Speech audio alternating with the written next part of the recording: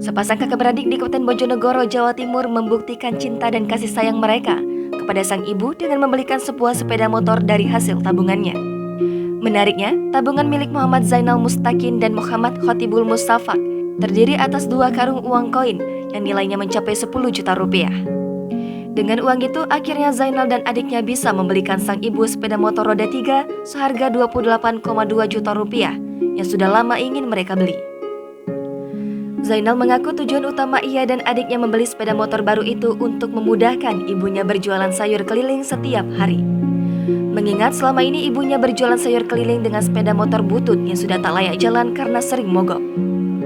Saking semangatnya membelikan sepeda motor baru untuk ibunya, kakak beradik itu pun tak canggung sama sekali saat membawa 2 karung berisi uang koin ke sebuah dealer. Diketahui, uang koin senilai 10 juta rupiah itu berhasil dikumpulkan oleh Zainal dan adiknya setelah menabung selama 2 tahun lebih. Namun sebelum itu keduanya sempat mengalami cobaan berupa pencurian, sehingga uang tabungan dengan nilai yang sama raib digondol maling. Usai insiden kemalingan itu, keluarga Zainal memilih untuk mengikhlaskan uang tersebut dan mulai menabung kembali. Sang ibu tak menyangka niat baik kedua anaknya terwujud. Sementara itu, Nur Aini Sulistioningsi mengaku tak menyangka dengan apa yang telah dilakukan oleh kedua anaknya. Warga Desa Lengkong, Kecamatan Balen, Kabupaten Bojonegoro, Jawa Timur tersebut sebetulnya tahu niat baik putra-putranya, tapi tidak pernah terpikir hal itu bakal terwujud begitu cepat.